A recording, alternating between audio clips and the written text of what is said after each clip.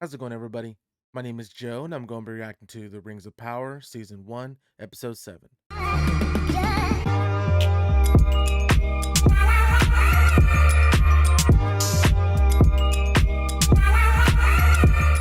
Thanks for stopping by. Once again, my name is Joe from Joe Reacts TV. If this is your first time, please stick around. I react to a wide range of shows such as She-Hulk, Andor, Better Call Saul, The House of Dragon, Rick and Morty, The Walking Dead, and many, many more. If any of those shows intrigue you, please stick around and subscribe. As for last episode, Adar and the Orc army find the watchtower abandoned. While they search the grounds, Arondir destroys the tower, causing it to collapse onto much of the Orc army. The townspeople, who move down the valley to another village, see the destruction and cheer as they prepare for the next assault. Arondir wraps and hides the broken blade, professes his love to Bronwyn, and promises a life together after the battle. The battle begins, and while the villagers appear victorious, many of the enemies they killed were actually the traitorous townspeople. The true Orc army attacks from the shadows, raining arrows that kill many and severely wound Bronwyn. As more villagers are killed, Theo reveals the location of the broken blade to Adar. The Numenorian army approaches on horseback, journeying across the sea and slay the remaining orcs. Adar attempts to escape, but is tracked down by Galadriel and Helbrand. They interrogate him, discovering his origins as a Moriondor, or Uruk, elves taken by Morgoth and twisted into darkness. He taunts them both, feigning memory of killing Halbrand's Southlandian family and claiming to have killed Sauron. As Halbrand is hailed as the king of the Southlands, Theo realizes the wrapped broken blade they recovered is a decoy, while the true blade had been secretly carried back to the watchtower by Waldrig, leader of the village traders. Lastly, he plants it, causing the lakes and waterways in the entire Southlands to change, culminating in the eruption of Mount Doom. So that's a quick summary regarding last episode. And before we continue, please subscribe. It really helps with the growth of the channel. I really appreciate it. And without further ado, let's get into the reaction. Dang. Covered in ash.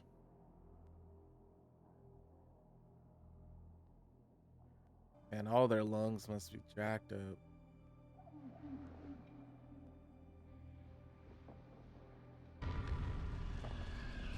No, horsey.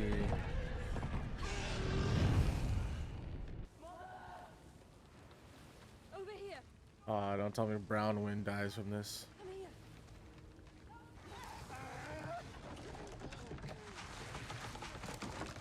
Oh. Damn. Soldier. He's gone. Damn. Oh. Back with the Harfoots. 100 big ones. I wish that they were mine. Up ahead, the grove. I think this is it.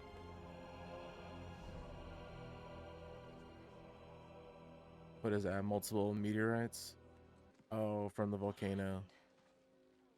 My great grand used to speak of mountains to the south that could only to wake again when a new evil is rising. Yep. Sadok! No, I think that's good. We need that guy to be able to talk to him. Oh, the guy hit? I thought they just missed it. Don't blame him. You guys were too close to the tree. Next 5 centuries.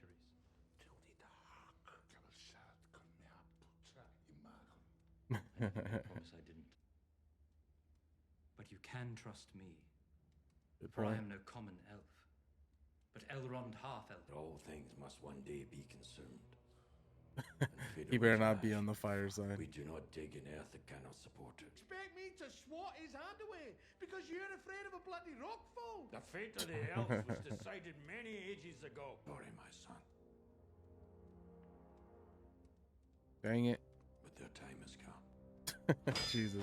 I shouldn't have said he had lice in his beard. What's happening? Oh, it's blackening the leaf? Oh, it's healing it. Okay, well, that's true. The mithril does help it.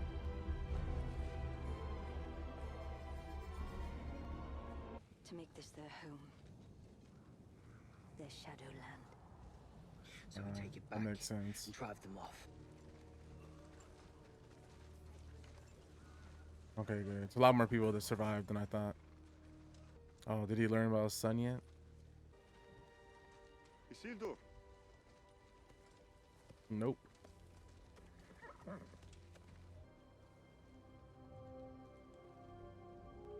Damn. where is my son? There was no such thing as orcs. And now? How many have you killed? Many. Good. It darkens the heart. To call dark deeds good. It's true. It gives place for evil to thrive inside us. Do you? Damn, is she blind? Oh, is that why her dad said that she'd only see darkness now? Both of you. Guide my horse. No one need note it. Damn, that sucks.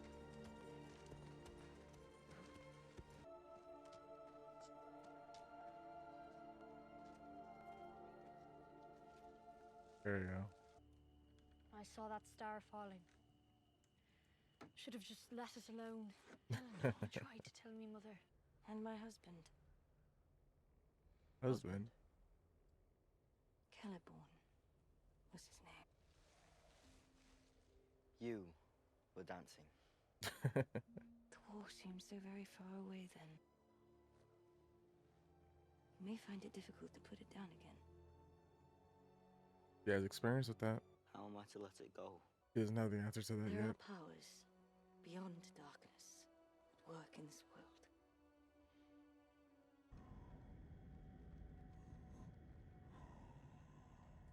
Yeah, that orc definitely looks more elfish for sure.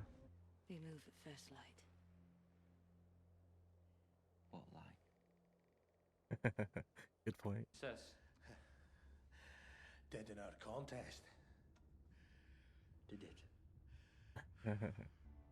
You lost on purpose.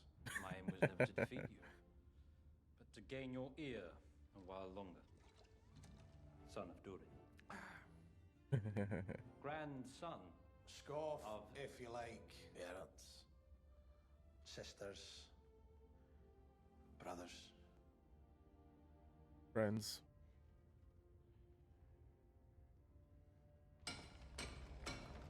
Man, their friendship is so good. Dang, been through a lot of it. Oh, Father, all right, take it back. something inside you was ill-formed. Damn. Your breathing was ragged and dry. Do you expect me to move mountains, Father? If you fall to pieces when I dig a single hole? The most rigorous tempering. Consigning your allies to death is not tempering. Is as much a brother to me as if he'd been fired in my own mother's womb. How dare you? Jesus. The future so you can cling to the past. You profane the crown you wear. Jeez.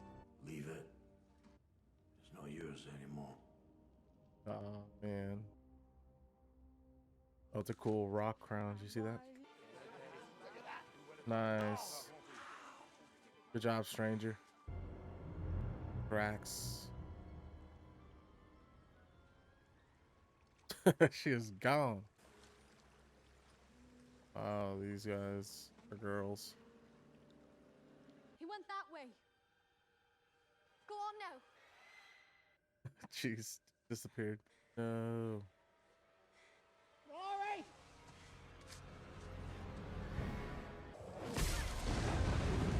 No.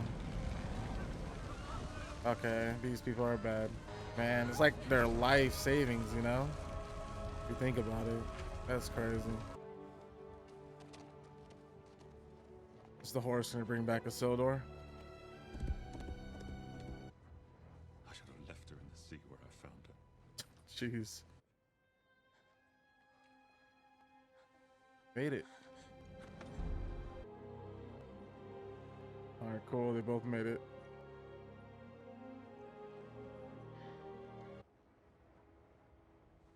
He is pissed. Galadriel. Numenor will return. Then the elves will be ready. Captain, He walked off. Yeah. Man, this sucks. Give us a moment to weep. Weeping? Is that all you think we have left in us? We're Harfoot. They might, if a trail finder were to go with them. Brandfoot Just Girl was volunteer. right to help him. Once, it would be grand if you weren't right all the time. Matter anyway, we're all gonna die. Come on, otherwise we'll be here all day. Store for us one more raft. This is not over. I will not abandon these lands and condemn them to burn. Keep it. Soldier. Wow. Commander. Galadriel's sword, huh? And together one day, we are going to dig. Yeah. This guy. Alright, where is it gonna magically fall? It is down here. Morgoth? Wow, okay. Well, unexpected. Hey, what a shot. Mordor. Oh, so let's go.